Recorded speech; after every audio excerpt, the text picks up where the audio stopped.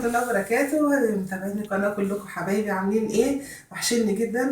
النهارده ان شاء الله هعمل وصفة هدية مخصوص لكل يعني متابعين القناة اللي فعلا بيسألوا مهما غبت بيقدروا يدوروا عليا ويشوفوني فين ويسألوا عليا، وانا مش هحط اسم للفيديو لان ده هدية بس كل اللي متابعين القناة. الوصفة اللي هنعملها النهارده ان شاء الله هتبقى حاجة يعني بعد كده محدش هيقول بقى مش لاقيين مكونات كوري مش عارفين نعمل ايه. النهارده هنعمل مع بعض كوتشوجان او بديل، بمعنى اصح بديل للكوتشوجان. يعني ايه كوتشوجان؟ او معجون الفلفل الاحمر الكوري، غير متوفر عادة، ولو لقيناه بنلاقيه سعره غالي، وطبعا لو هجيب كمية قليلة مش بتبقى مكفية، ومع ذلك معظم الوصفات الكورية بتكون بيه. فعشان كده النهارده هنعمل حاجة يعني بديل للكوتشوجان، او هنقول عليه بقى الكوتشوجان الكذاب، كل عمل وكل حاجة كدابة، اشمعنى احنا يعني بتوع الكوري ما نعملش؟ فالنهارده ان شاء الله هعمل لكم معجون الكوتشوجان او بديل معجون الكوتشوجان الكوري بطريقه سهله جدا ومكونات متوفره عندنا كلنا. سهله وبسيطه جدا. ده مسحوق الفلفل الاحمر او الشطه، عندنا في مصر اسمها شطه، مسحوق فلفل احمر عادي خالص. ده الهريس، ما هنجيب كميه من الهريس اللي هو بيبقى موجود، ادي العلبه بتاعته اللي انا واخداها منه. موجود منه في السوبر ماركت، في برطمان، في علبه، متوفر جدا في اي مكان، اللي هو معجون الفلفل الاحمر. ده دقيق الرز، وانا هستعمل دقيق رز وبنحاول ما نبدلش حاجه غيره. دقيق الرز برضو اللي هو العادي متوفر في اي سوبر ماركت، لكن ما ينفعش نحط مكانه دقيق او نشا لانه هيفك بعد كده ومش هينفع، فلازم يكون دقيق رز. ده عسل ابيض، ممكن لو فيه جلوكوز يبقى افضل، لكن العسل الابيض برضو كويس. هنحتاج معاها ميه طبعا، وهحط الصويا صوص. ده صويا صوص فاتح او صويا صوص غامق مفيش مشكله، بس عشان يفضل اللون بتاع الكوتشوجان مغمقش قوي، وعشان الصويا صوص هيديني طعم التخمير، اللي انا طبعا يعني طبعا الكوتشوجان الاصلي بيقعد فتره طويله يتخمر، فاحنا مش هنخمره، ده كوتشوجان سريع كده الاستعمال السريع، فهنديله النكهه القريبه بالصويا صوص. فعندنا شطه، هريس، دقيق الرز، عسل ابيض، وصويا صوص علشان النكهه. هنحط على في حله، يعني يفضل تكون حله قديمه شويه لان احنا هنحط فيها شطه. هنحط معلقتين كبار من دقيق الرز، وهنحط معلقتين كبار من مسحوق الفلفل الاحمر او شطه، تمام. وهنحط حوالي كوبايه من الهريس.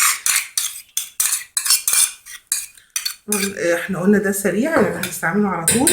وهنحط الميه، كوبايه ميه، وهنحط معاهم معلقتين صوص الصويا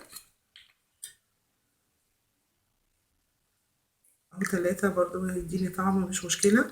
بعدين بعد شويه بدوق، اذا احتجت ملح هحط، لكن صويا صوص مالح وهو بيظبط لي الملح فيه. هحطها على النار الاول، هنتاكد ان كل حاجه دابت كويس قوي، وبعدين هنرفعها على النار كده. شايفين زي مع التقليب، شايفين القوام بيتقل وبيقرب خالص من الكوتشوجان. طبعا ما نسيبوش خالص، طول ما احنا واقفين بنقلب فيه. ابتدي بقى ادوقه، بسم الله. حراق طبعا عن الكوتشوجان، لكن حاسه ان هو محتاج شويه من الصويا صوص. ممكن ان احنا بقى نزود معيار الصويا صوص على حسب نوع الهريس، لان انواع الهريس كتيره جدا، فعلى حسب نوع الهريس. كده حطينا الصويا صوص وشايفين القوام خلاص مسك معايا. اخر حاجه بقى بحطها العسل، معلقه كبيره عسل او معلقتين يعني حلوين. طبعا هو بيبقى محطوط فيه دقيق شعير، ودقيق الشعير بيبقى حلو، وبيبقى محطوط له جلوكوز اللي هو الاصلي طبعا. انا كده على قد ما اقدر قربت من معجون الفلفل الاحمر الكوري الكوتشوجان. اديله رشه ملح صغننه عادل الطعم، تمام. شايفين طبعا لو في حد عنده تنجن او معجون فول الصويا ممكن يجيب شويه عليه برضو، هيعزز له النكهه هيقوي الطعم شويه. نرفعه بقى من على النار، بسم الله. شايفين القوام واللون؟ كده عملنا بديل معجون الفلفل الاحمر الكوري. زي ما احنا شايفين كده القوام والشكل والنكهة قريبة جدا، بس طبعا أكيد مش هتكون 100% زي المعجون الفلفل الأحمر الكوري.